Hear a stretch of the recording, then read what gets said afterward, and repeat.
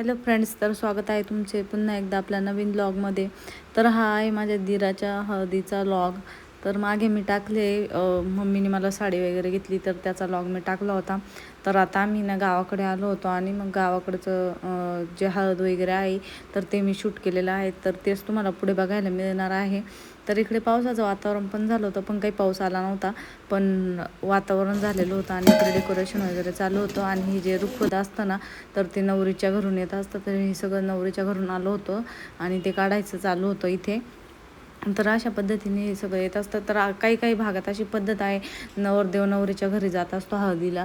तर आमच्या गावाकडे अशी पद्धत आहे, नवरीची हळद नवरीच्या घरी असते आणि नवरदेवाची हळद नवरदेवाच्या घरी असते. तर तसंच आमच्या घरी दीराची हळद होती आणि नवरीची तिच्या घरीच होती. तर इथे रुखवत सोडायचं काम चालू होतं आणि जे आपले भाऊबंद असतात त्यांना ते वाटून द्यावं लागतं, जे काही आलेलं असतं ते. तर ते नंतर मग मी वाटून दिलं थोडंफार, म्हणजे बाकीच्यांनी काढून दिलं आणि मला इतकं त्यातलं काही कळत नव्हतं, म्हणून त्यांनीच मला थोडं थोडं काढून दिलं आणि मग मी बाकीच्यांना दिलं. तर अशा पद्धतीने गावाकडचं आहे. पुढे तुम्हाला डान्स बघायला भेटणार आहे माझ्या सासूबाईंचा आणि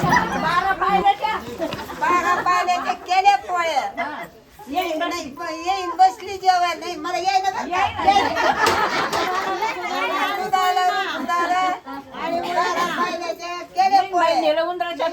नको कालच्या 12 पायऱ्याच्या केल्या भात येईन धुतला हात 12 पायऱ्याच्या केल्या शेवया येईन बसती जेवायला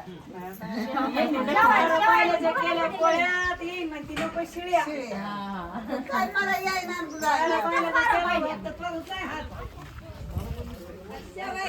जेवायला बसली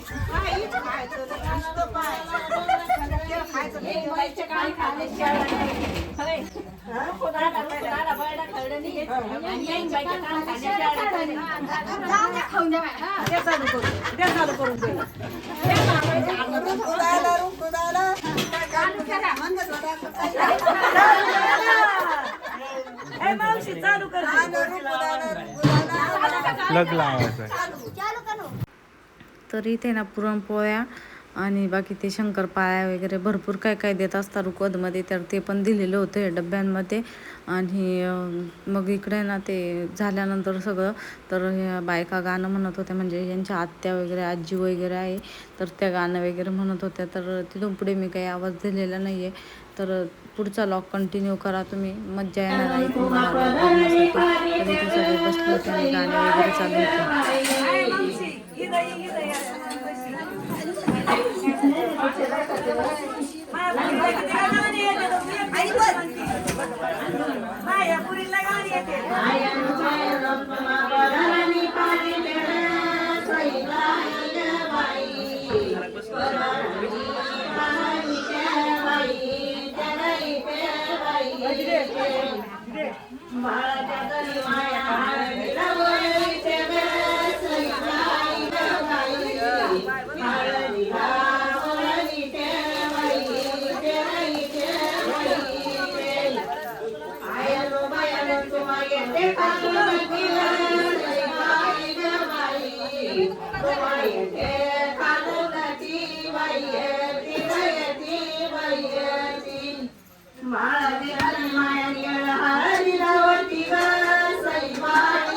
तर इथे ना ते पाट मांडण्यासाठी त्याच्या खाली स्वस्तिक वगैरे काढावं लागतं. तर ते स्वस्तिक वगैरे काढायचं आमचं चालू होतं.